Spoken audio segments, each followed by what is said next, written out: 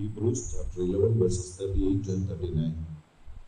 38 വാക്യത്തിന്റെ അവസാന ഭാഗവും 39 വാക്യത്തിന്റെ ആദ്യത്തെ ഭാഗവും.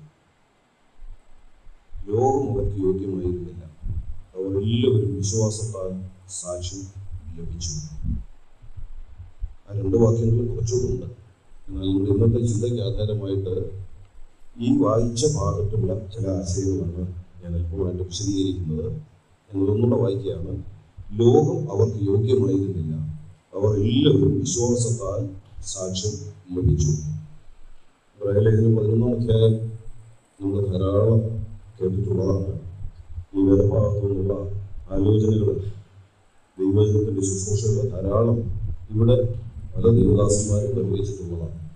കാരണം വിശ്വാസ വീരന്മാരുടെ ഒരു പട്ടിക തന്നെയാണ് ലേഖനം 11 അധ്യായത്തിൽ നാം വായിക്കുന്നത്.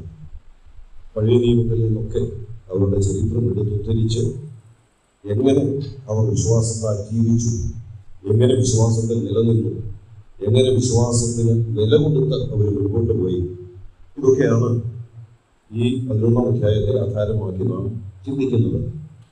ഇവിടെ അനേക പിതാക്കന്മാരുടെ പേരുകൾ പറഞ്ഞിട്ടുണ്ട്. തുടക്കം മുതൽ തന്നെ വിശ്വാസം എന്ന് പറഞ്ഞാൽ എന്താണ് എന്ന് പറഞ്ഞിട്ട് ദൃഷ്ടാന്തമായിട്ട് വിശ്വാസത്താൽ ജീവിച്ച അനേകരുടെ ചരിത്രമാണ്. അതൊക്കെ ചുരുക്കിയാണ് പറഞ്ഞിരിക്കുന്നത്. പഴയ നിയമത്തിലാണ് വിശദമായത്. എന്നാൽ അവരെ ഒന്ന് എടുത്തു പറഞ്ഞ് അവരുടെ വിശ്വാസത്തിന്റെ ശ്രേഷ്ഠത അത് വെളിപ്പെടുത്തി. എന്നാൽ ഇതിന്റെ അവസാന ഭാഗത്തേക്ക് വരുമ്പോൾ നമ്മൾ കുറെ കാര്യങ്ങൾ കാണുന്നുണ്ട്. ആ കാര്യങ്ങളൊക്കെ പറഞ്ഞിരിക്കുന്നിടത്ത് അവരുടെ പേര് പറഞ്ഞിട്ടില്ല. 32 വാക്യമൊക്കെ വരുമ്പോൾ ചില പേരുകൾ ഒന്നിച്ചൊന്ന് പറഞ്ഞിരിക്കുക. ആദ്യ ഭാഗങ്ങളിലൊക്കെ ഓരോരുത്തരുടെയും പേരെടുത്തിട്ട് വിശ്വാസത്താൽ അബ്രഹാം, വിശ്വാസത്താൽ ഹാനോക്ക്, വിശ്വാസത്താൽ നോഹ എന്നൊക്കെ എടുത്തെടുത്ത് പറഞ്ഞു. പിന്നീട് അതിൻ്റെ ഒടുവിലേക്ക് വരുമ്പോൾ 32 വാക്യത്തിലേക്ക് വരുമ്പോൾ കുറെ പേരുകൾ ഒന്നിച്ചെന്ന് പറഞ്ഞിരിക്കുക. ഗിദിയോൻ, ബാരാക്ക്, ശിംശോൻ, ഇബ്താൻ, ദാവീദ്, ഇങ്ങനെ കുറെ പേരുകൾ ഒന്നിച്ച് എടുത്തു പറഞ്ഞിരിക്കുക. അതും കഴിഞ്ഞ് പിന്നീട് താഴോട്ട് നമ്മൾ നോക്കുമ്പോൾ പേര് പറഞ്ഞിട്ടില്ല. ചില ആളുകളിലൂടെ എന്തൊക്കെ നടന്നു എന്നുള്ള ആ കാരണം മാത്രമാണ് അവിടെ എടുത്തു പറഞ്ഞിട്ടുള്ളത്. 33 മുതൽ നോക്കിയാൽ വിശ്വാസത്താൽ അവർ രാജ്യങ്ങളെ അടക്കി, നീതി നടത്തി, വാഗ്ദത്തം പ്രാപിച്ചു, സിംഹങ്ങളുടെ വായടച്ചു, തീയുടെ ബലം കെടുത്തു, വാളിന്റെ വായ്ക്ക് തെറ്റി, ബലഹീനതയിൽ ശക്തി പ്രാപിച്ചു, ഇങ്ങനെയൊക്കെ പറഞ്ഞു വന്നിട്ട് 35 വാക്യത്തിലേക്ക് വരുമ്പോൾ ശ്രദ്ധിച്ച് മറ്റു ചിലർ. അപ്പൊ പിന്നീട് ചിലരുടെ പേര് പറഞ്ഞിട്ടില്ല, അവരെന്തൊക്കെ ചെയ്തു എന്ന കാര്യം മാത്രമേ പറഞ്ഞിട്ടുള്ളൂ. 36 വാക്യത്തിലേക്ക് വരുമ്പോൾ പിന്നെ നമ്മൾ വായിക്കുന്നു, വേറെ ചിലർ പരിഹാസം, ചമ്മട്ടി, ചങ്ങല, കടവ് ഇവയാലുള്ള പരീക്ഷ അനുഭവിച്ചു. അപ്പൊ അവിടെ വേറെ ചിലരെന്നേ പറഞ്ഞിട്ടുള്ളൂ. അപ്പൊ ഈ അധ്യായം നമ്മൾ നോക്കിയാൽ വിശ്വാസത്താൽ ഈ പഴയ നിയമത്തിലെ ആളുകൾ ചെയ്ത കുറെ കാര്യങ്ങൾ പറയുമ്പോൾ ചിലരുടെ പേര് പറഞ്ഞിട്ടുണ്ട്, ചിലരുടെ പേര് മൊത്തത്തിൽ ഒരു ഗ്രൂപ്പായിട്ടങ്ങ് പറഞ്ഞിരിക്കുക, ചിലരുടെ പേര് പറഞ്ഞിട്ടുമില്ല. അപ്പൊ നമ്മൾ ശ്രദ്ധിച്ചാൽ ഒരു കാര്യം അറിയാം, ഇവരെ കുറിച്ചൊക്കെ ദൈവത്തിന്റെ ആത്മാവ് പുതിയ നിയമത്തിലേക്ക് എടുത്തു പറയുമ്പോൾ അവരുടെ പേരിനും പ്രസക്തിയില്ല, അവരാരാണെന്നുള്ളതിനും പ്രസക്തിയില്ല. ഇവരെ കുറിച്ചൊക്കെ നമ്മൾ വായിച്ചാൽ ഒരുപക്ഷെ ഇവിടെ പറഞ്ഞിരിക്കുന്ന ആ സംഭവങ്ങൾ എടുത്ത് നമ്മൾ പഴയ നിയമവുമായിട്ടൊന്ന് കമ്പയർ ചെയ്താൽ ഈ ആളുകളെ കണ്ടുപിടിക്കാം. സിംഹത്തിന്റെ വായടച്ചു എന്നൊക്കെ പറയുമ്പോൾ അത് ആരോട് ബന്ധപ്പെട്ടാണെന്നുള്ളതൊക്കെ നമ്മൾ ചരിത്രം പഠിച്ചാൽ, പഴയ നിയമം വായിച്ചാൽ നമുക്ക് മനസ്സിലാക്കും. ഇവിടെ പറഞ്ഞിരിക്കുന്നതൊക്കെ ആരോട് ബന്ധപ്പെട്ട, അല്ലെങ്കിൽ ആരുടെ വിശ്വാസത്തെ കുറിച്ചാണ്, വിശ്വാസത്താൽ ആര് ചെയ്ത കാര്യമാണ് എന്നൊക്കെ കണ്ടുപിടിക്കുന്നതിന് വലിയ ബുദ്ധിമുട്ടില്ല. നമുക്കതിനെ ഒരു ശ്രമം നടത്തിയാൽ ഓരോന്നും താരതമ്യം ചെയ്ത് നമുക്ക് മനസ്സിലാക്കാം. പക്ഷെ ഞാൻ പറഞ്ഞത്, ദൈവം ഇവിടെ എടുത്തെഴുതിയപ്പോൾ, അല്ലെ ദൈവാത്മാവ് ഇവിടെ എടുത്തെഴുതിയപ്പോൾ, കാലങ്ങൾക്ക് ശേഷം എടുത്തെഴുതിയപ്പോൾ അവരുടെ പേരിന് വലിയ പ്രസക്തിയൊന്നും കൊടുത്തില്ല. ചിലരുടെ പേരെ എഴുതിയില്ല, ചിലരുടെ ഗ്രൂപ്പായിട്ട് അങ്ങ് എഴുതിയെന്നേ ഉള്ളൂ. ചിലരുടെ പേരൊക്കെ ഒന്ന് നോട്ട് ചെയ്തിട്ടുണ്ട്. പക്ഷെ പേരെഴുതിയപ്പെട്ടവരുടെയും കാര്യമൊന്നും ശ്രദ്ധിച്ചേ, അവരുടെ പേര് പറഞ്ഞിട്ടുണ്ടെന്നേ ഉള്ളൂ. അവരാരായിരുന്നെന്ന്, അല്ലെ അവരുടെ മഹത്വം എന്തായിരുന്നെന്ന്, അവരുടെ സമൂഹത്തിൽ എങ്ങനെ ജീവിച്ചവരാണെന്ന്. ദാവീദിനെ കുറിച്ച് പറയുകയാണ്, രാജാവായിരുന്ന ദാവീദ്, അല്ലെ സംഗീത പ്രമാണിയായിരുന്ന ദാവീദ് പറഞ്ഞിട്ടില്ല. അബ്രഹാമിനെ കുറിച്ച് പറയുമ്പോൾ ആദ്യം വിശ്വാസത്തിന് വേണ്ടി ഇറങ്ങി പുറപ്പെട്ട എന്നും പറഞ്ഞ് വിശദീകരിക്കാം. ഒന്നും വിശദീകരിച്ചിട്ടില്ല. വിശ്വാസത്തിൽ അബ്രഹാം, അപ്പൊ അവിടെ നമുക്ക് ഒരു കാര്യം മനസ്സിലാക്കാം, ഇവരൊക്കെ ഈ ലോകത്തിൽ എന്ത് നേടി എന്നുള്ളതിനോ ഇവിടെ എന്തുമാത്രം പ്രശസ്തിയോ പേരോ ഭൗമികമായി സമ്പാദിച്ചു എന്നുള്ളതോ കാലങ്ങൾക്ക് ശേഷം ദൈവാത്മാവ് എടുത്തെഴുതിയപ്പോൾ അതിനൊന്നും ഒരു പ്രസക്തിയില്ല. പിന്നെ എന്താ എഴുതിയിട്ടുള്ളൂ? ഇതൊക്കെ അവരുടെ വിശ്വാസത്തിൽ അവരെന്തൊക്കെ നേടി, വിശ്വാസത്താൽ അവരെന്തൊക്കെ ചെയ്തു എന്ന് പറഞ്ഞാൽ ദൈവം നോക്കിയപ്പോൾ അവരുടെ ഭൗമികമായ ഉയർച്ചകളോ ഉന്നമനങ്ങളോ അല്ല ദൈവത്തിന് വിഷയം. പിന്നെ അവരുടെ ആത്മീയ വശം എങ്ങനെയുണ്ടായിരുന്നു, അവർ വിശ്വാസത്താൽ എന്തൊക്കെ ചെയ്തു, അവർ ആത്മീയമായിട്ട് എന്തൊക്കെ നേടി, ഇതേ ദൈവം നോക്കിയുള്ളൂ. ഓരോരുത്തരെ കുറിച്ച് എഴുതിയപ്പോൾ വിശ്വാസത്താൽ അവർ ഇന്നത് നേടി, വിശ്വാസത്താൽ അവർ ഇന്നത് ചെയ്തു, വിശ്വാസത്താൽ അവർ ഇന്നത് അതിജീവിച്ചു എന്നൊക്കെ പറഞ്ഞു വന്ന് ഞാൻ മുമ്പ് ഉറപ്പിച്ചതുപോലെ ചില കാര്യങ്ങൾ പറഞ്ഞപ്പോൾ വേറെ ചിലരെന്നേ പറഞ്ഞിട്ടുള്ളൂ. പക്ഷെ അവരെ കുറിച്ചും എന്ത് നേടി വിശ്വാസത്താൽ അത് അവർ എഴുതിയിട്ടുണ്ട്. അപ്പോൾ ദൈവം നോക്കുന്നത് നമ്മുടെ ഭൗമികമായ ഉയർച്ചകളോ നേട്ടങ്ങളോ അല്ല. ഒരുപക്ഷെ നമ്മൾ അതിലൊക്കെ അതിന് കടന്ന് പ്രശംസിക്കുന്നവരാണ്, അല്ലേ? നമ്മൾ അതിന് കിടന്ന് പ്രശംസിക്കുന്നവരാണ് എന്ന് പറഞ്ഞാൽ നല്ലതാണ്. ഒരളവിൽ നമ്മുടെ കുഞ്ഞുങ്ങൾക്ക് നല്ല വിജയങ്ങള്, നല്ല നേട്ടങ്ങള്, നല്ല റിസൾട്ടുകളൊക്കെ ഉണ്ടാകുമ്പോൾ നമുക്ക് സന്തോഷം തോന്നും. അത് നല്ലതാണ്. അത് ദൈവസഭയിൽ വെളിപ്പെടുത്തണം, അതിനവരെ പ്രോത്സാഹിപ്പിക്കണം. ദൈവ മക്കൾ എന്നുള്ള നിലയിൽ അവർ ജീവിക്കുമ്പോൾ ദൈവം കൊടുത്ത ഭൗമിക ഉയർച്ചകളിൽ കർത്താവിനെ മഹത്വപ്പെടുത്തുവാൻ ഇടയാകണം.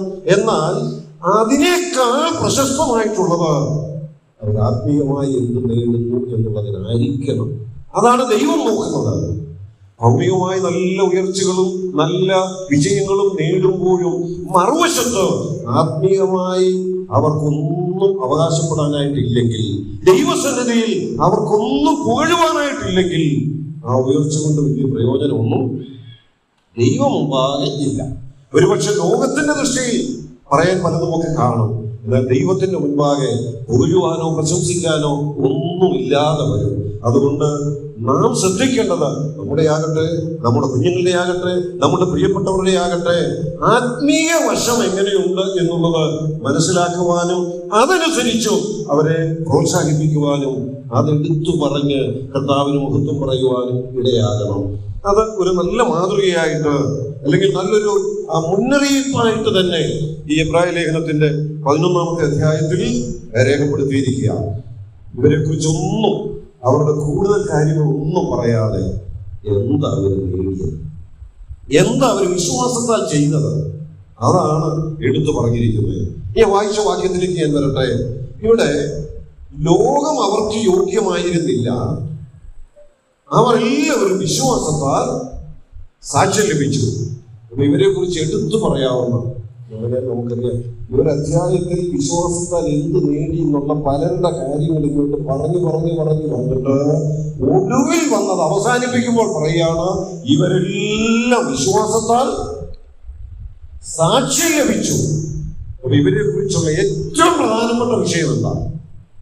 അത് അതിന്റെ കൺക്ലൂഷനിൽ പറഞ്ഞിരിക്കുക, അത് അവസാനിപ്പിക്കുമ്പോൾ പറഞ്ഞിരിക്കുക. വിശ്വാസത്താൽ അബ്രഹാം എന്ത് നേടി പറഞ്ഞിട്ടുണ്ട്, വിശ്വാസത്താൽ ഹാനോക്ക് എന്ത് ചെയ്തു പറഞ്ഞിട്ടുണ്ട്, വിശ്വാസത്താൽ നോഹ എന്ത് ചെയ്തു ഈ അധ്യായത്തിൽ പറഞ്ഞിട്ടുണ്ട്. ഇതെല്ലാം പറയുന്നതിന്റെ എല്ലാവരെയും കൂടെ കൂട്ടി ആകത്തുക പറയുകയാണ്. ആ വാക്കൊന്നുകൂടെ ശ്രദ്ധിച്ച്, അവർ എല്ലാവരും. അപ്പൊ അബ്രഹാം അതിലുണ്ട്, ഇസ്ഹാക്ക് അതിലുണ്ട്, നോഹ അതിലുണ്ട്, ഹാനോക്ക് അതിലുണ്ട്, മോശെ അതിലുണ്ട്, ഈ പേര് പറയപ്പെട്ടിട്ടില്ലാത്തവർ അതിലുണ്ട്. അവരെല്ലാരെയും കൂടെ ചേർത്ത് ഒറ്റ കാര്യമായിട്ട് എടുത്തു പറയുക, അവരെല്ലാവരും വിശ്വാസത്താൽ സാക്ഷ്യം പ്രാപിച്ചു, സാക്ഷ്യം ലഭിച്ചു. ഇതാണ് അവരെ കുറിച്ച് പറയാനുള്ള ഏറ്റവും പ്രധാനപ്പെട്ട കാരണം. എല്ലാരെ കുറിച്ചും ഇത് പറയാം, പക്ഷേ നോഹയെ കുറിച്ച് പറഞ്ഞിരിക്കുന്ന കാര്യം അബ്രഹാമിനെ കുറിച്ച് പറയാൻ പറ്റുന്നുണ്ടോ? വിശ്വാസത്താൽ നോഹ എന്തൊക്കെ ചെയ്തെന്ന് പറഞ്ഞിട്ടുണ്ട്. അതേ കാര്യമല്ല വിശ്വാസത്താൽ അബ്രഹാം ചെയ്തതായിട്ട് പറഞ്ഞിട്ടുള്ളത്. അതേ കാര്യമല്ല വിശ്വാസത്താൽ ഹാനോക്ക് ചെയ്തതായിട്ട് പറഞ്ഞിട്ടുള്ളത്. അതേ കാര്യമല്ല വിശ്വാസത്താൽ മോശ ചെയ്തതായിട്ട് പറഞ്ഞിട്ടുള്ളത്.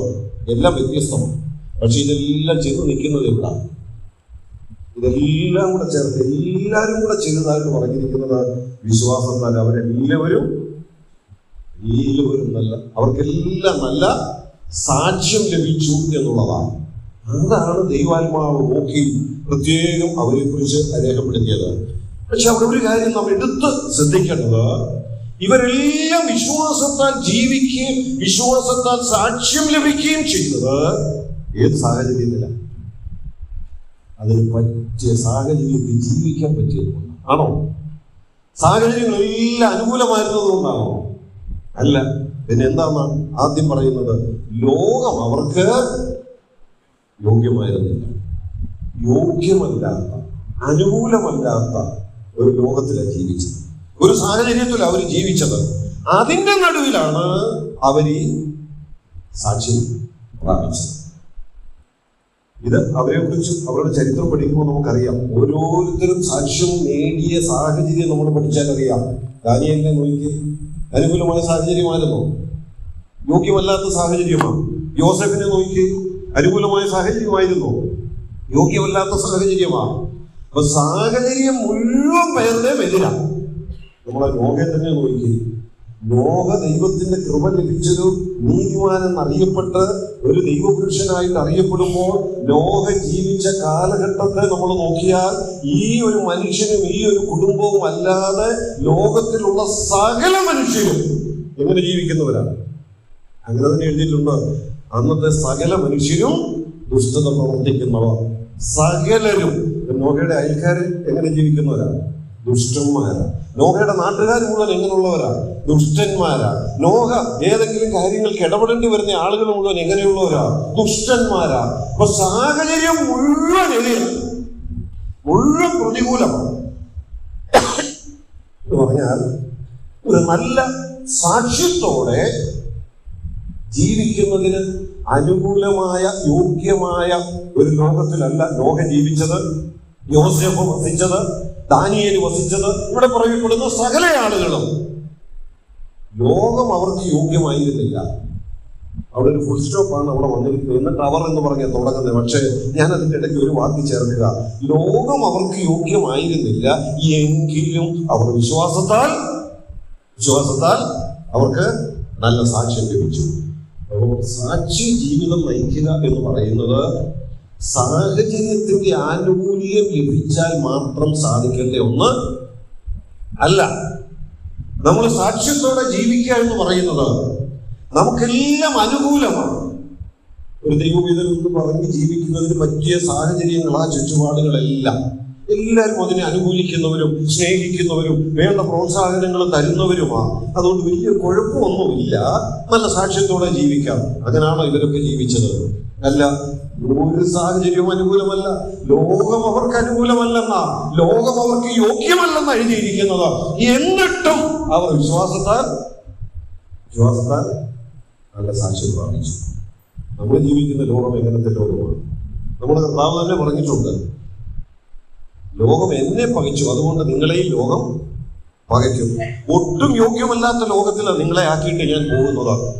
കഴിയൊരു ദിവസം യോഹന്നാന്റെ സുവിശേഷം 17-ാം അധ്യായത്തിലെ ആ പ്രാർത്ഥനയോട് ബന്ധപ്പെട്ട് ചില ചിന്തകൾ ഞാൻ പറഞ്ഞു. ആ പ്രാർത്ഥന മുഴുവൻ നമ്മൾ ശ്രദ്ധിച്ചാൽ അറിയാം എന്തുകൊണ്ട് കർത്താവ് വളരെ ഭാരത്തോടെ ശിഷ്യന്മാർക്ക് വേണ്ടി ആ സമയത്ത് പ്രാർത്ഥിച്ചത്. കാരണം ഒട്ടും യോഗ്യമല്ലാത്ത ഒരു ലോകത്തിൽ അവരെ ഇട്ടേച്ച് താൻ പോകുകയാണ്. അതുകൊണ്ട് ഇനിയും അവരെങ്ങനെ പിടിച്ചു നിൽക്കും, അവരെങ്ങനെ ഒന്നായിട്ട് നിൽക്കും, എങ്ങനെ സാക്ഷ്യം പ്രാപിക്കും, ഇതൊക്കെ സംശയം. ഈ ഭാരം കർത്താവിന്റെ ഹൃദയത്തിൽ ഉണ്ടായിരുന്നത് കൊണ്ടാണ് കർത്താവ് അവരെ ഓർത്ത് അതിവേദനയോടെ വളരെ ഭാരത്തോടെ തന്നെ പ്രാർത്ഥിച്ച ആ പ്രാർത്ഥന നാം യോഹന്നാന്റെ സുവിശേഷം 17-ാം അധ്യായത്തിൽ വായിക്കുന്നത്. നമുക്ക് അനുകൂലമല്ലാത്ത ചുറ്റുപാടുകളുടെ നടുവിലാണ് നമ്മൾ ജീവിക്കുന്നത്. നമ്മുടെ കുഞ്ഞുങ്ങള് അനുകൂലമല്ലാത്ത യോഗ്യമല്ലാത്ത സാഹചര്യങ്ങളിലൂടെയാണ് അവരുടെ പഠനത്തിന്റെ വഴികളിലൊക്കെ കടന്നു പോകേണ്ടി വരുന്നത്.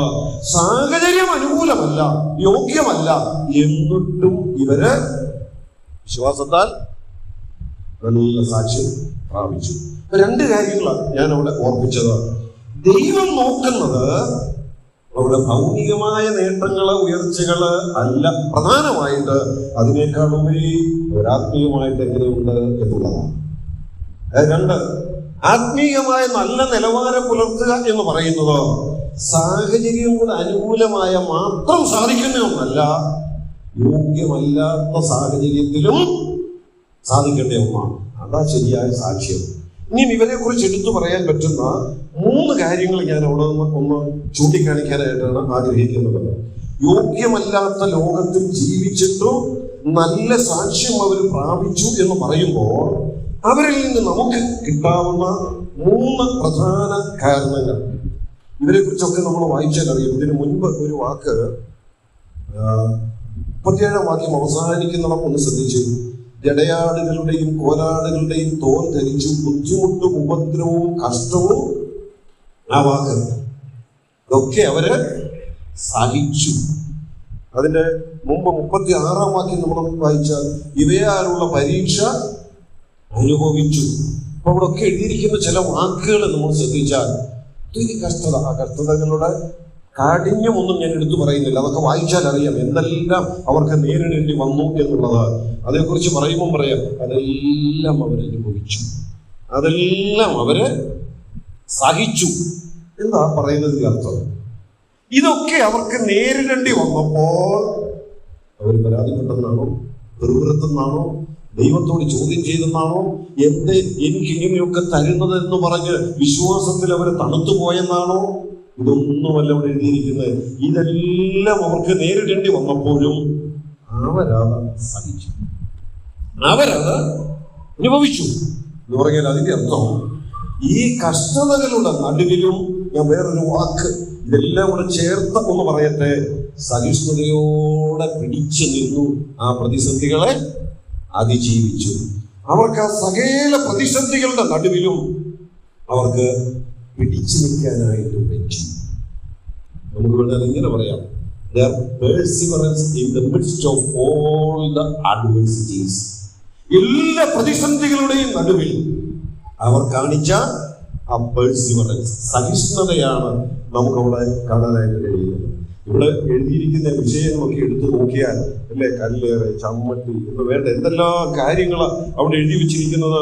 ഒരുപക്ഷെ നമ്മളത് വായിച്ചു നോക്കിയാൽ ഈർച്ചവാളാൽ അറുക്കപ്പെട്ടു, വാളാൽ കൊല്ലപ്പെട്ടു, കോലാടുകളുടെ തോൽ ധരിച്ചു, ബുദ്ധിമുട്ടും ഉപദ്രവവും കഷ്ടതയും, നമുക്ക് ചിന്തിക്കാൻ പറ്റുന്നതിനപ്പുറമായ പ്രതിസന്ധികളിലൂടെയാണ് ഇവരിൽ പലരും കടന്നുപോയത്. അവർ അനുഭവിച്ച വേദനകള് ഇതിനെ നമുക്ക് ചിന്തിക്കാവുന്നതിനപ്പുറത്തുള്ള വേദനകളാ, പ്രതിസന്ധികളാ. പക്ഷേ അവരുടെ ആ സഹിഷ്ണുത in the midst of all those adversities, എല്ലാ പ്രതിസന്ധികളുടെയും നടുവിൽ അവർ കാണിച്ച ആ സഹിഷ്ണുത, അതാണ് ഒന്നാമത്തെ ആശയം. ഈ സഹിഷ്ണുത എവിടുന്ന് കിട്ടുന്നത്? ഇവരുടെ ഈ പ്രശ്നങ്ങളെല്ലാം അവർ അതിജീവിച്ചു എന്നാണല്ലോ ഇവിടെ എഴുതിയിരിക്കുന്നത്. ഈ പ്രശ്നങ്ങളിലെല്ലാം അവർ പിടിച്ചു നിന്നു ആണല്ലോ എഴുതിയിരിക്കുന്നത്. ഈ പ്രശ്നങ്ങളുടെ നടുവിലെല്ലാം അവർ തളർന്നു പോകാതെ, വിശ്വാസത്തിൽ വീണു പോകാതെ, പിന്മാറി പോകാതെ, പരാതിപ്പെടാതെ, പെറുപിറുക്കാതെ, ദൈവത്തോട് ചോദ്യം ചെയ്യാതെ, അതിനെല്ലാം അവര്, നമ്മുടെ ഭാഷ പറഞ്ഞ ഇങ്ങനെ പറയാം, വിജയകരമായിട്ട് അവരതിനെ നേരിട്ടു. എന്തുകൊണ്ട് അല്ലേ? ആ സഹിഷ്ണുത അവർക്കുണ്ടായതിന്റെ കാരണം എന്താ? അതെന്താണെന്ന് അറിയണമെങ്കിൽ കൊലോസ് ലേഖനം 1 അധ്യായത്തിലെ ഒരു വാക്യം ഒന്ന് നോക്കിയാൽ മതി. അവിടെ നമുക്ക് ആ സഹിഷ്ണുതയുടെ കാരണം അറിയാം. കൊലോസ് ലേഖനം 1 അധ്യായത്തിന്റെ 10 വാക്യത്തിന്റെ ഒടുവിലും 11 ഞാനൊന്ന് വായിക്കാം. സകല സൽപ്രവൃത്തിയിലും ഫലം കായ്ച്ച് ദൈവത്തെക്കുറിച്ചുള്ള പരിജ്ഞാനത്തിൽ വളരണമെന്നും, എടുത്ത് 11 വാക്യം, സകല സഹിഷ്ണുതയ്ക്കും ദീർഘക്ഷമയ്ക്കുമായി അവന്റെ മഹത്വത്തിന്റെ വല്ലഭത്വത്തിനൊത്തവണ്ണം പൂർണ്ണ ശക്തിയോടെ ബലപ്പെടണമെന്നും. സഹിഷ്ണുത എന്തിന്റെ ലക്ഷണം? ഈ പറഞ്ഞ ആളുകളെല്ലാം അവരുടെ എല്ലാ പ്രതിസന്ധികളുടെയും നടുവിൽ വളരെ സഹിഷ്ണുത കാണിച്ചു, വളരെ സഹിഷ്ണുതയോടെ നിന്ന് അതിനെ വിജയകരമായിട്ട് നേരിട്ടു. ഒടുവിൽ കാലങ്ങൾ കഴിഞ്ഞ്, ഇവരൊക്കെ ജീവിച്ച കാലഘട്ടം കഴിഞ്ഞ് എത്രയോ നൂറ്റാണ്ടുകൾ കഴിഞ്ഞ അവരുടെ ചരിത്രം ദൈവാത്മാവ് പുതിയ നിയമത്തിൽ എടുത്തെഴുതുന്നത്, നൂറ്റാണ്ടുകൾ കഴിഞ്ഞ് അവരുടെ ചരിത്രം എടുത്തെഴുതുമ്പോൾ പ്രത്യേകം എടുത്തെഴുതിയിരിക്കുക, അവരതെല്ലാം ഒരു വാക്യം കൂട്ടിച്ചേർക്കുകയാണ്, അവരതെല്ലാം ക്ഷമയോടെ സഹിച്ചു, അവരതെല്ലാം ക്ഷമയോടെ അനുഭവിച്ചു അവരുടെ സഹിഷ്ണുത. അതെന്തിന്റെ അടയാളം? കൊലോസ് ലേഖനം 1 അധ്യായത്തിൽ നമ്മളിപ്പോൾ വായിച്ച ആ ഭാഗത്തോട് അറിയാം എന്തിന്റെ അടയാളമാണ് ആ സഹിഷ്ണുത. ആ വാക്ക് ഒന്നുകൂടെ ഞാൻ വായിച്ചു കേൾപ്പിക്കുമെന്ന് ശ്രദ്ധിച്ചു.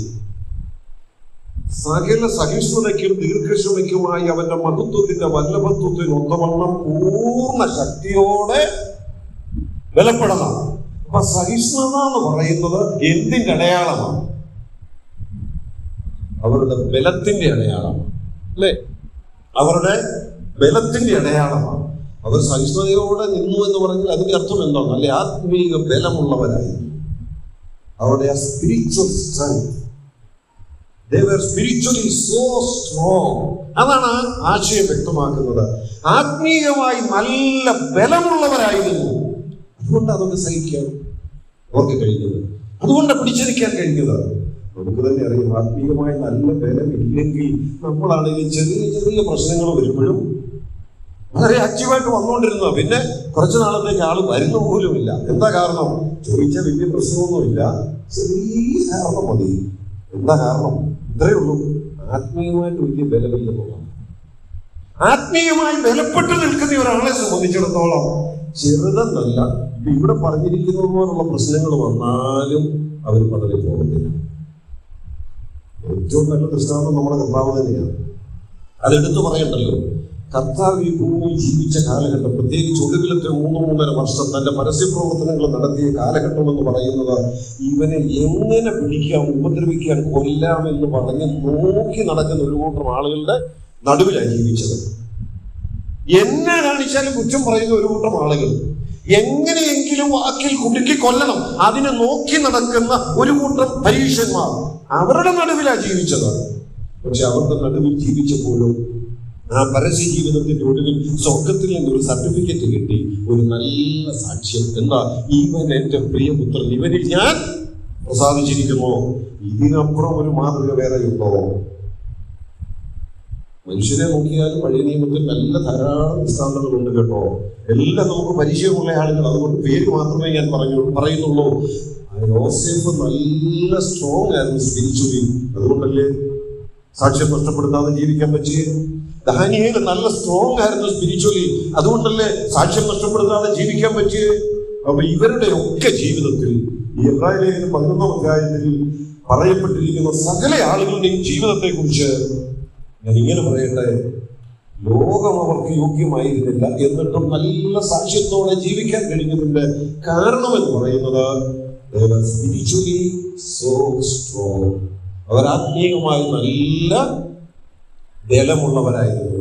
ആത്മീയമായ ബലത്തിന് എന്ത് വേണമെന്നോ അതൊക്കെ വേറെ വിഷയം. കൊലോസ്യരെ 1-ാം അധ്യായം ഒക്കെ വിശദമായിട്ട് പഠിച്ചാൽ അവിടുന്ന് ചില ആശയങ്ങൾ നമുക്ക് ലഭിക്കും. പക്ഷെ ഞാൻ അങ്ങോട്ട് പോകുന്നില്ല. ഈ വായിച്ച ഭാഗത്തോട് ബന്ധപ്പെട്ട് നിൽക്കണമെന്നുള്ളത് കൊണ്ട് ഇങ്ങനെ പറയട്ടെ, ആത്മീയ ബലം എന്ന് പറയുന്നത് പുറമേയുള്ള ബലമല്ല.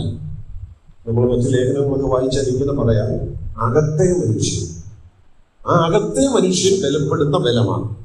അകത്തെ മനുഷ്യൻ ബലപ്പെടുമ്പോഴാണ് സഹിഷ്ണുത കാണിക്കാൻ പറ്റുന്നത്. സഹിഷ്ണുതയോട് ചേർത്ത് ഒരു വാക്കുകൂടെ അവിടെ പറയുന്നുണ്ട്, സഹിഷ്ണുതയ്ക്കും ദീർഘക്ഷമയ്ക്കുമായി. കൊലോസ്യ ലേഖനം 1-ാം അധ്യായത്തിൽ പറയുമ്പോൾ അത് പൗലോസിന്റെ പ്രാർത്ഥനയാണ്, കൊലോസ്യ വിശ്വാസികളെ കുറിച്ചുള്ള പ്രാർത്ഥനയാണ്. ആ പ്രാർത്ഥനയിൽ പൗലോസ് പറയുമ്പോൾ ഈ 2 കാര്യങ്ങൾ എടുത്തു പറയുന്നത്, ആത്മീയ ബലത്തിന്റെ പ്രധാന 2 അടയാളങ്ങളായിട്ട് പറയുന്നത് സഹിഷ്ണുതയും ദീർഘക്ഷമയുമാണ്. അപ്പൊ സഹിക്കാനും ക്ഷമിക്കാനും, ചുരുക്കി പറഞ്ഞാൽ നമ്മുടെ നാടൻ വർത്തമാനം പറയുന്ന രീതിയിൽ പറഞ്ഞാൽ, സഹിക്കാനും ക്ഷമിക്കാനും കഴിയണമെങ്കിൽ എന്ത് വേണം? സഹിക്കാനും ക്ഷമിക്കാനും കഴിയുന്നതാണ് ആത്മീയ ബലമുള്ളതിന്റെ ലക്ഷണം. നമുക്ക് സഹിക്കാൻ പറ്റുന്നില്ല. ചിലപ്പോൾ നമ്മൾ തന്നെ പറയുമല്ലോ, കാണുമ്പോൾ എനിക്ക് ഒട്ടും സഹിക്കാൻ പറ്റുന്നില്ല. എൻ്റെ മനസ്സിൽ ചിലപ്പോൾ അങ്ങനത്തെ ചില സംഭവങ്ങളൊക്കെ വരും. എൻ്റെ മനസ്സിൽ ചില ദൃഷ്ടാന്തങ്ങൾ വരുന്നുണ്ട്. അതൊന്നും ഞാൻ എടുത്തു പറയുന്നില്ല. നമ്മൾ തന്നെ പറയാറുള്ളതാണ്, കാണുമ്പോൾ എനിക്കൊട്ടും ചില കുഴപ്പമില്ലാത്ത കാര്യങ്ങളായിരിക്കും, എന്നാൽ എനിക്കതിനോടൊന്നും ഉൾക്കൊള്ളാൻ പറ്റുന്നില്ല, സഹിക്കാൻ പറ്റുന്നില്ല. എന്താ സഹിക്കാൻ പറ്റാത്തത്? ആത്മീയമായി വളരെ വീക്കാണ്, വളരെ ക്ഷീണമാണ്. ആത്മീയമായി നല്ല ബലമുണ്ടെങ്കിൽ അത് സഹിക്കാം, അത് സഹിഷ്ണുതയോടെ നേരിടാനായിട്ട് പറ്റും. അപ്പൊ ആത്മീയമായി ഞാൻ ബലപ്പെട്ടവനാണോ ഇല്ലാത്തവനാണോ, ആത്മീയമായി ക്ഷീണിച്ചിരിക്കുന്നവനാണോ, നമുക്ക് തന്നെ മനസ്സിലാക്കാം. കാണുന്ന ചെറിയ ചെറിയ കാര്യങ്ങളോടൊക്കെ ബന്ധപ്പെട്ടുള്ള നമ്മുടെ ആ സഹനശക്തിയും നമ്മുടെ ആ സഹിഷ്ണുതയും ഒക്കെ എത്രമാത്രം ഉണ്ടെന്നുള്ളതിന്റെ അടിസ്ഥാനത്തിൽ നമുക്കത് മനസ്സിലാക്കാം. പിന്നെ വേറെ നമ്മൾ പറയുന്നത്, ദീർഘക്ഷമയാണ്. ദീർഘക്ഷമ പോയിട്ട് അല്പമെങ്കിലും ക്ഷമിക്കാൻ പറ്റിയാൽ മതി. ആത്മീയമായ ബലത്തിന്റെ ഒരു ലക്ഷണമായിട്ട് നമുക്ക് പറയാം. നമുക്കൊക്കെ പറ്റാത്തതല്ല സഹിക്കാൻ. നമ്മൾ പൊതുവെ പറയുന്ന രണ്ട് വാക്കുകളാണ്. ഏതാ? സഹിക്കാനും ക്ഷമിക്കാനും പറ്റുന്നില്ല. അങ്ങനെ പറ്റുന്നില്ലെങ്കിൽ അതിന്റെ അർത്ഥം എന്ത് തന്നെയാണ്? ആത്മീയമായി നമ്മൾ വളരെ ബലഹീനതയാണ്. ഈ വിശ്വാസികളെ കുറിച്ച് എബ്രായ ലേഖനം 11-ാം അധ്യായത്തിൽ പറയുന്ന പഴയ നിയമത്തിലെ ഈ വിശ്വാസ വീരന്മാരെ കുറിച്ച് നമുക്ക് ഒന്നാമത്തെ ആശയം ഞാൻ ഇങ്ങനെ പറയട്ടെ. ഇവരെല്ലാം ആത്മീയമായി നല്ല ബലമുള്ളവരായിരുന്നു. അതുകൊണ്ട് അവരെ സംബന്ധിച്ച് ഒരു ചെറിയ പ്രശ്നമൊന്നുമല്ല. ഈർച്ചവാദം കൊണ്ട് അറുക്കാൻ വന്നാലും അവർക്കത് വിഷയമില്ല. അവരെ പിടിച്ച തടവിലിട്ടാലും അവർക്കത് വിഷയമല്ല. അവരെ പിടിച്ച സിംഹക്കുഴിയിലിട്ടാലും അവർക്കത് വിഷയമല്ല. ഭൗതികമായ പ്രയാസം ഉണ്ടായിരിക്കാം, വേദന ഉണ്ടായിരിക്കാം, പക്ഷെ സ്പിരിച്വലി അതിന്റെ നടുവിലും അവർക്ക് അവരുടെ വിശ്വാസത്തെ തള്ളിപ്പറയാതെ, അവരുടെ ആത്മീയതയിൽ തണുത്തു പോകാതെ, പിന്മാറിപ്പോകാതെ, ശുശ്രൂഷയിൽ നിന്ന് അകന്നു പോകാതെ പിടിച്ചു നിൽക്കാനും അതിനെ ഓവർകം ചെയ്ത് കർത്താവിന് വേണ്ടി കൂടുതൽ പ്രയോജനപ്പെടുവാനും സാധിക്കും.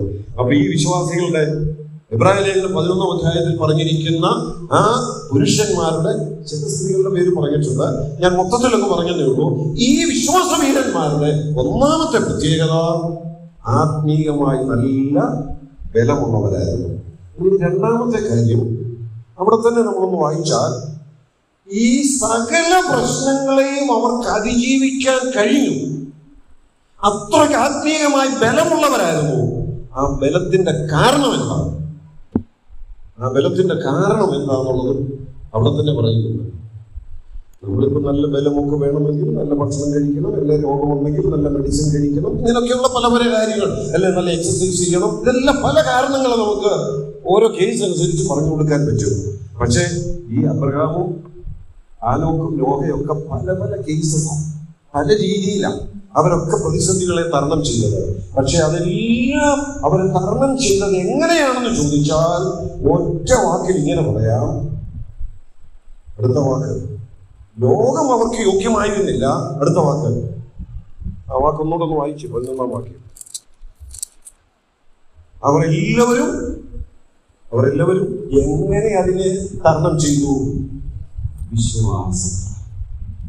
അപ്പോൾ രണ്ടാമത്തെ ആശയം അവരുടെ ആ വിശ്വാസത്തിന്റെ സ്ട്രെങ്ത്, ആ വിശ്വാസത്തിന്റെ ആഴം, the importance of living by faith. വിശ്വാസത്താൽ ജീവിക്കണമെന്നുള്ള ആ വിഷയത്തിന്റെ പ്രാധാന്യം അവർ ഉൾക്കൊണ്ടുകൊണ്ട് ജീവിച്ചവരാണ്. അബ്രഹാമിന്റെ ചരിത്രം പഠിച്ചാൽ മതി. വാഗ്ദത്തം കിട്ടിയിട്ടുണ്ട് ദൈവത്തിന്റെ. ആ വാഗ്ദത്തത്തിൽ അടിയുറച്ച് വിശ്വസിച്ചു. മോനെ കൊണ്ട് യാഗമർപ്പിക്കാൻ പറഞ്ഞിട്ടും അനുസരിച്ചു. എന്താ കാരണം? ആ വിശ്വാസത്തിന്റെ ആഴം, ദൃഢത. നമ്മള് കൊലോസ്യലേഖനത്തിൽ തന്നെ 2-ാം അധ്യായത്തിലേക്ക് വരുമ്പോൾ കർത്താവിനെ കൈക്കൊണ്ടതുപോലെ ക്രിസ്തുവിൽ വേരൂന്നി എന്നൊരു പദം പറയുന്നുണ്ട്. എന്നിട്ട് അടുത്ത് പറയാം വിശ്വാസത്തിൽ ഉറച്ചു നിൽക്കണം എന്ന്. അപ്പൊ അവിടുത്തെ ആശയം അത് ഞാൻ ഇങ്ങനെ പറയട്ടെ. ആ വിശ്വാസം എന്ന് പറയുന്നത് rooted in Christ. കേവലം ഉപരിപ്ലവമായ വിശ്വാസമല്ല. ഞാൻ കർത്താവിനെ വിശ്വസിക്കുന്നുണ്ട്, ഞാൻ ഒരു ദൈവമകനാണ്, വിശ്വാസം അതല്ല ഇവിടെ പറയുന്ന വിശ്വാസം. കർത്താവ് പറഞ്ഞ വാക്കുകളിലുള്ള വിശ്വാസം, കർത്താവിന്റെ സാന്നിധ്യത്തിലുള്ള വിശ്വാസം, കർത്താവിന്റെ സംരക്ഷണതയിലുള്ള വിശ്വാസം. ചില പ്രതിസന്ധികൾ വരുമ്പോഴാണ് ആ വിശ്വാസം എത്രമാത്രം ഉണ്ടെന്നുള്ളത് നമുക്ക് അനുഭവിക്കാനായിട്ട് കഴിയുന്നത്. പലപ്പോഴും ഒരു പക്ഷേ ചില പ്രയാസങ്ങളും പ്രതിസന്ധികളും വരുമ്പോൾ നമ്മൾ തന്നെ ചിന്തിച്ചു, ഇതെങ്ങനെ ഞാൻ തരണം ചെയ്യും, ഇതിനെ ഞാൻ എങ്ങനെ അതിജീവിക്കും, ഇതിൽ ഞാൻ എങ്ങനെ പിടിച്ചു നിൽക്കും, ചിന്തിച്ചു പോകും. ഇങ്ങനെയാണ് നമ്മുടെ വിശ്വാസം വെളിപ്പെടുന്നത്. എത്രമാത്രം ആഴത്തിലുള്ള വിശ്വാസമാണ് നമുക്ക് ദൈവത്തിലുള്ളത്. അബ്രഹാം മകനെ കൊണ്ട് യാഗമർപ്പിക്കാൻ ഒരു മലയുടെ മുകളിലേക്ക് പോകുമ്പോഴും അബ്രഹാമിന് ഒരു കാര്യം വിശ്വാസം ഉണ്ടായിരുന്നു. ദൈവം ഒരു സന്തതിയെ വാഗ്ദത്തം ചെയ്തിട്ടുണ്ട്. അങ്ങനെയെങ്കിൽ ആ കാര്യത്തിന് ദൈവം വിശ്വസ്തയോടെ പാലിക്കുന്നവനാണെന്നുള്ള ബോധ്യം എനിക്കുണ്ടായിരുന്നു. അതാ വിശ്വാസം. അപ്പൊ ഇവരെ കുറിച്ച് നമുക്ക് എടുത്തു പറയാവുന്ന രണ്ടാമത്തെ കാര്യം അവരുടെ വിശ്വാസ ജീവിതം. ഈ അധ്യായത്തിൽ പറഞ്ഞിരിക്കുന്ന മുഴുവൻ പേരെ കുറിച്ചും ആ വാക്ക് പറഞ്ഞിട്ടുണ്ട്, അല്ലേ? 11-ാം അധ്യായത്തിൽ പറഞ്ഞിരിക്കുന്ന മുഴുവൻ ആളുകളെ കുറിച്ച് പറയുമ്പോഴും ആദ്യാദ്യം പേര് പറയുമ്പോൾ എങ്ങനെയാണ് തുടങ്ങുന്നത് തന്നെ? വിശ്വാസത്താൽ അബ്രഹാം, വിശ്വാസത്താൽ ഹാനോക്ക്, വിശ്വാസത്താൽ നോഹ. അപ്പൊ ഇവരുടെയൊക്കെ വിശ്വാസം. അപ്പൊ ഇവർ ഈ പ്രശ്നങ്ങളെല്ലാം അതിജീവിച്ചത് ഏത് ബലത്തിൽ? ഒന്ന് ഞാൻ പറഞ്ഞു, അവർ ആത്മീയമായി നല്ല ബലമുള്ളവരായിരുന്നു. ആ ബലത്തിന്റെ കാരണമാണ് അടുത്ത് ഞാൻ പറയുന്നത്. ആ ബലത്തിന്റെ കാരണം എന്താ? അവരുടെ വിശ്വാസം. അവരുടെ വിശ്വാസം. അവരുടെ വിശ്വാസം എന്ന് പറയുന്നത് ആരുള്ള വിശ്വാസം? ക്രിസ്തുവിനുള്ള വിശ്വാസം, ദൈവത്തിലുള്ള വിശ്വാസം. ആ വിശ്വാസം എത്രമാത്രം ആഴത്തിലുണ്ടോ അതനുസരിച്ചാണ് നമുക്ക് പ്രതിസന്ധികളെ വിജയകരമായി തരണം ചെയ്ത് മുൻപോട്ട് പോകാനായിട്ട് കഴിയുന്നത്. ഒന്നാമത് അവരിൽ നാം കാണുന്നത് അവരുടെ ആത്മീക ബലമാണ്. രണ്ട്, അവരുടെ ആഴത്തിലുള്ള വിശ്വാസം. മൂന്നാമത്തതാണ്, ആ വാക്യം തന്നെ ഞാൻ ഒന്നുകൂടെ വായിക്കട്ടെ. അവര് ലോകം അവർക്ക് യോഗ്യമായിരുന്നില്ല, പക്ഷെ അവരുടെ വിശ്വാസത്താൽ എന്ത് നേടിയെന്ന് പറയുന്നത്? വിശ്വാസത്താൽ സാക്ഷ്യം ലഭിച്ചു എന്ന് പറഞ്ഞാൽ അവർക്കൊരു ബോധ്യമുണ്ടായിരുന്നു, എന്നെ പ്രശ്നമുണ്ടെങ്കിലും സാക്ഷ്യം നഷ്ടപ്പെടാതെ നോക്കണം. എന്നെ പ്രതിസന്ധി ഉണ്ടായാലും സാക്ഷ്യം നഷ്ടപ്പെടാതെ നോക്കണം എന്ന് പറഞ്ഞാൽ the value of a good testimony, ഒരു നല്ല സാക്ഷ്യത്തിന്റെ മൂല്യം എന്താണെന്നുള്ള ബോധ്യം അവർക്കുണ്ടായിരുന്നു. അവരെല്ലാവരും ലോകം യോഗ്യമല്ല, നേരിടുന്നത് മുഴുവൻ പ്രതിസന്ധികൾ, എല്ലാം പ്രശ്നം, പക്ഷെ അവർക്കൊരു ബോധ്യമുണ്ടായിരുന്നു, ഒരു വിധത്തിലും എന്റെ സാക്ഷ്യം നഷ്ടപ്പെടരുത്. ഈ സാക്ഷ്യം എന്നുള്ള വാക്ക് നമ്മളിപ്പം രണ്ട് നിലയിൽ ഞാനതൊന്ന് സൂചിപ്പിക്കട്ടെ. നമ്മളിപ്പം വിശ്വാസികളല്ലാത്ത ചില ആളുകളെയും നോക്കിയാൽ നല്ല ആളുകളുണ്ട്, അല്ലേ? നല്ല ആളുകളെ ചിലരെ കുറിച്ച് നമ്മൾ പറയാം പെർഫെക്റ്റ് ജെന്റിൽമാൻ, ഒരു നല്ല മനുഷ്യൻ, വലിയ കുഴപ്പമൊന്നുമില്ലാതെ നാട്ടിൽ മര്യാദയോടുകൂടി ജീവിക്കുന്ന, മറ്റുള്ളവർക്കൊക്കെ നല്ല അഭിപ്രായമുള്ള ഒരാള്. അതും വേണമെങ്കിൽ നമുക്ക് ഈ വാക്ക് ഉപയോഗിക്കാം, നല്ല സാക്ഷ്യത്തോടെ ജീവിക്കുന്നു. പക്ഷെ ആ സാക്ഷ്യവും നമ്മൾ പുലർത്തേണ്ട സാക്ഷ്യവും തമ്മിലുള്ള വ്യത്യാസം എന്താ? വ്യത്യാസം, ആ ആള് നല്ലവനായിട്ട് ജീവിക്കുന്നു, വലിയ കുഴപ്പമൊന്നും കാണിക്കുന്നില്ല, ആള് പെർഫെക്റ്റ് ആണ്, കുഴപ്പങ്ങളൊന്നും ചൂണ്ടിക്കാണിക്കാനായിട്ടില്ല, അതുപോലെ ജീവിച്ചാൽ മതിയോ നമ്മളോ? അല്ല. നമ്മുടെ സാക്ഷ്യത്തിന്റെ ആധാരം ഈ വാക്യത്തിൽ നിന്ന് തന്നെ ഞാൻ പറയട്ടെ, വിശ്വാസത്താൽ സാക്ഷ്യം പ്രാപിക്കുന്നവരായിരിക്കണം എന്ന് പറഞ്ഞാൽ നമ്മളെ കുറിച്ചുള്ള സാക്ഷ്യം എന്ന് പറയുന്നത് വിശ്വാസത്തിന് യോഗ്യമായ സാക്ഷ്യമായിരിക്കും. നമ്മുടെ വിശ്വാസത്തിന് യോഗ്യമായ സാക്ഷ്യം അവർക്കത് പറയാനില്ല. അവർക്ക് ജീവിതത്തോട് ബന്ധപ്പെട്ട് ഓക്കെ, നല്ല മനുഷ്യൻ, ധാർമ്മിക മൂല്യങ്ങൾ ഉയർത്തിപ്പിടിക്കുന്ന, നമുക്ക് അങ്ങനെ വേണേൽ പറയാം, അല്ലേ? അവരുടെ ധാർമ്മികമായി നല്ല സാക്ഷ്യം പുലർത്തുന്ന ഒരു മനുഷ്യൻ പറയാം. പക്ഷേ നമ്മളെ സംബന്ധിച്ച് പറയുമ്പോൾ ഒരു വാക്കിനോട് പ്രസക്തിയുണ്ട്. അതാ ഇവിടെ ഇവരെ കുറിച്ച് പറഞ്ഞിരിക്കുന്നത് വിശ്വാസത്താലുള്ള സാക്ഷ്യം എന്ന് പറഞ്ഞാൽ നമ്മളെ കുറിച്ച് മറ്റുള്ളവർ പറയുമ്പോൾ എങ്ങനെ പറയണം? നമ്മളെ കുറിച്ച് മറ്റുള്ളവർ പറയുമ്പോൾ പറയാനായിട്ട് ഇടവരുന്നത് വിശ്വാസി എന്നുള്ള നിലയിൽ പുലർത്തേണ്ട സാക്ഷ്യമെല്ലാം പുലർത്തുന്നുണ്ട്. വിശ്വാസി എന്നുള്ള നിലയിൽ ഇത് രണ്ടും തമ്മിൽ എന്താ വ്യത്യാസം? ഇത് രണ്ടും തമ്മിലുള്ള ധാരാളം വ്യത്യാസങ്ങൾ നമുക്ക് പറയാം. ഞാൻ ലളിതമായിട്ട് മനസ്സിലാക്കാൻ ഇങ്ങനെ പറയട്ടെ. നല്ല നിലയിൽ ജീവിക്കുന്ന ഒരാള്, നല്ല സാക്ഷ്യത്തോടെ ജീവിക്കുന്ന ഒരാള്, ആ ആളിനെ മനഃപൂർവ്വം കളിയാക്കാനായിട്ട് ഒരാള് മദ്യപിച്ച് വീട്ടിൽ ചെന്ന് വഴക്കുണ്ടാക്കുന്നു, പിടിച്ചടക്കുക, ഉപദ്രവിക്കുക, ഇങ്ങനെയൊക്കെ ചെയ്താൽ സഹി കേട്ട് ചിലപ്പം അതുപോലെ തിരിച്ച് പ്രതികരിച്ചെന്ന് വരും, അല്ലെങ്കിൽ സഹി കേട്ടിട്ട് തിരിച്ച് രണ്ട് കൊടുത്തുന്നു വരും. കാണുന്നവരും കേൾക്കുന്നവരും എന്തേ പറയുള്ളൂ? ഒരു കുഴപ്പമില്ല, എന്തുമാത്രമാണ് സഹിക്കുന്നു, ഒരു കുഴപ്പമില്ല, ഒരു പരിധിയില്ലേ സഹിക്കുന്നതിനൊക്കെ എന്ന് പറയും. സാക്ഷ്യത്തിന് ഒരു കുഴപ്പവും പറയത്തില്ല, ആ ആളിനെ കുറിച്ച് ഒരു ദോഷവും പറയത്തില്ല, ഇതിനെ കുറിച്ച് പറയുള്ളൂ. എന്നാൽ നമ്മളങ്ങനെ ചെയ്താലും, നമ്മളങ്ങനെ ചെയ്ത നാട്ടുകാരെന്നാ പറയും, വിശ്വാസി എന്ന് പറയാറില്ല. എന്നിട്ട് കണ്ടില്ലേ കുടിച്ചേച്ചു വന്നേ അവനേക്കാൾ കഷ്ടമായിട്ട് ഇതല്ലേ പറയുള്ളൂ. അവരെല്ലാം തമ്മിൽ വ്യത്യാസമില്ലേ? ഒരേ കാര്യമാണ് ചെയ്തത്. നമ്മളും സഹിക്കാൻ വയ്യാഞ്ഞിട്ടാ. എന്തുകൊണ്ടാ സഹിക്കാൻ വയ്യാഞ്ഞേ? അതാ വിഷയം, അല്ലേ? അതാ സഹിഷ്ണുതയില്ലാതെ പോയി. അവർക്കത് വന്നാലും കുഴപ്പമൊന്നുമില്ല, ലോകം നല്ലതേ പറയുള്ളൂ, ഒരു കുഴപ്പമില്ല. പക്ഷെ നമ്മളെ അതുപോലല്ല വിലയിരുത്തുന്നത്. നമ്മുടെ സാക്ഷ്യത്തിന് ആധാരം നമ്മുടെ വിശ്വാസം. വിശ്വാസത്തിന് യോഗ്യമായ സാക്ഷ്യം അത് പ്രാപിക്കണമെങ്കിൽ ചിലപ്പോൾ ചില നഷ്ടം സഹിക്കേണ്ടി വരും, ചിലപ്പോൾ പരീക്ഷ സഹിക്കേണ്ടി വരും, ചിലപ്പം ചില പരിഹാസങ്ങൾ സഹിക്കേണ്ടി വരും. എന്തുമാകട്ടെ, അവിടെയാണ് നമ്മുടെ വിശ്വാസത്തിന്റെ സാക്ഷ്യം വെളിപ്പെടുന്നത്. ഈ സാക്ഷ്യം കിട്ടുന്നത് എവിടെയാണ്? ലോകമല്ലാത്ത അല്ല യോഗ്യമല്ലാത്ത ലോകത്തിൽ നിന്ന് ഈ സാക്ഷ്യം കിട്ടുന്നത് എന്ന് പറഞ്ഞാൽ, എന്നെ കുറിച്ച് എന്റെ വീട്ടുകാരോട് ചോദിച്ചാൽ ചിലപ്പോൾ വല്ലവരോട് ചോദിച്ചാൽ നല്ല സാക്ഷ്യം പറയും, അവിടെ നല്ല സാക്ഷ്യം കിട്ടുന്നുണ്ടായി. എന്നെ കുറിച്ച് നമ്മുടെ സഭയിലുള്ളവരോട് ചോദിച്ചാൽ നല്ല കാര്യം പറഞ്ഞെന്ന് വരും, അവരിൽ നിന്ന് നല്ല സാക്ഷ്യം അതും വേണം. പക്ഷെ അതല്ല വേണ്ടത്. അതിനേക്കാൾ എന്നെ എങ്ങനെയെങ്കിലും കൊടുക്കാൻ നോക്കുന്ന, എന്നെ പരിഹസിക്കാൻ നോക്കുന്ന, എന്റെ വിശ്വാസത്തെ കുറച്ചു കാണിക്കാൻ നോക്കുന്ന യോഗ്യമല്ലാത്ത, എന്നൊന്നുകൂടെ പറയട്ടെ, അയൽവാസികളുടെ നടുവിലാകട്ടെ, ജീവിക്കുന്ന നാട്ടുകാരുടെ ഇടയിലാകട്ടെ, നമുക്ക് ഈ സാക്ഷ്യം പ്രാപിക്കാൻ കഴിയില്ല എന്നുള്ളതാണ് വിശ്വാസത്തിന് യോഗ്യമായ സാക്ഷ്യം. അപ്പം ഇങ്ങനെ പറയും, ഒരു വിശ്വാസി തന്നെയാണ്. ഒരു വിശ്വാസി എന്നുള്ള നിലയിലുള്ള സാക്ഷ്യത്തോടെ ജീവിക്കുന്നു. അല്ലെങ്കിൽ എന്നാ പറയും, ഒരു വിശ്വാസിയാണെന്ന് പറയുന്നത്, പക്ഷെ ഒന്നും കാണാനായിട്ടില്ല. അങ്ങനെ വരാതെ വിശ്വാസത്തിന് യോഗ്യമായ സാക്ഷ്യം. ഈ വിശ്വാസ വീരന്മാരുടെ പ്രത്യേകത ഏതായിരുന്നു? വിശ്വാസത്തിന് യോഗ്യമായ സാക്ഷ്യം പ്രാപിച്ചവരാണ് അവർ. നമ്മൾ വിശ്വാസത്തിന് യോഗ്യമായ സാക്ഷ്യം പ്രാപിച്ചതിനെ മുമ്പോട്ട് പോകുക. ദൈവാത്മാവ് നമ്മെ സഹായിക്കട്ടെ. ഇവരുടെ ജീവിതത്തിൽ നിന്ന് 3 കാര്യങ്ങളാണ് പ്രധാനമായിട്ട് ഞാൻ എടുത്തു പറഞ്ഞത്.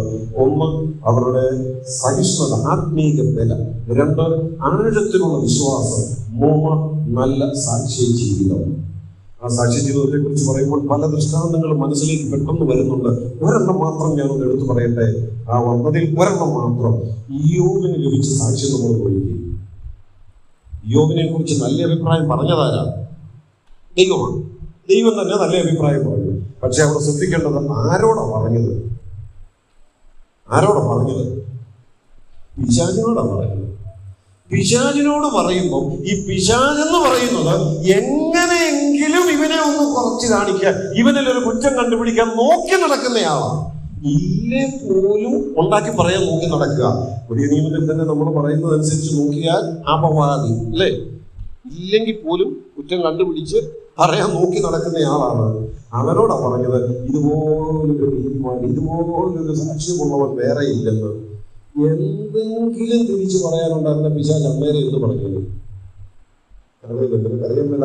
എനിക്കറിയാം, അവൻ ഇന്നാൾ പറഞ്ഞത് നീ കേട്ടായിരുന്നു, അവനാ ചെയ്തത് നീ കണ്ടായിരുന്നു, എടുത്തു പറഞ്ഞേനെ.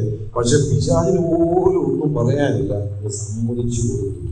പിശാച് ഒരു കാര്യം ചെയ്തു, ഇങ്ങനെയൊക്കെ ആയതിന്റെ കാരണം നീ അതുപോലൊക്കെ കൊടുത്തിട്ടാണ്, നീ ഇങ്ങനെയൊക്കെ സംരക്ഷിച്ചിട്ടാന്ന് പറയുന്നത് ന്യായം കണ്ടുപിടിച്ചതേ ഉള്ളൂ. പക്ഷെ പിശാചിന് പോലും അവനിൽ ഒന്നും ചൂണ്ടിക്കാണിക്കാനില്ല. സാക്ഷ്യം, വിശ്വാസത്തിന് യോഗ്യമായ സാക്ഷ്യം. ഞാനിവിടെ എൻ്റെ വാക്കുകൾ അവസാനിപ്പിക്കട്ടെ. ആത്മീക ബലം, ആഴത്തിലുള്ള വിശ്വാസം, ആ വിശ്വാസത്തിന് യോഗ്യമായ സാക്ഷ്യം. അതുകൊണ്ട് അവരെ കുറിച്ച് എഴുതിയിരിക്കുന്നു, ലോകം യോഗ്യമല്ല, പക്ഷെ അവർക്ക് സ്വർഗത്തിൽ നിന്ന് നല്ല സർട്ടിഫിക്കറ്റ് ലഭിച്ചു. നമ്മുടെ ജീവിതത്തിൽ ശ്രദ്ധിക്കേണ്ട ആത്മീയമായ ചില പാഠങ്ങൾ പേര് പോലും വെളിപ്പെടുത്തിയിട്ടില്ലാത്ത ഈ വ്യക്തികളുടെ ജീവിതത്തിലൂടെ ദൈവാത്മാവ് നമുക്ക് നൽകുന്നു. പിൻപറ്റാൻ ദൈവമഹത്വത്തിനായിട്ട് ജീവിക്കാം. ദൈവം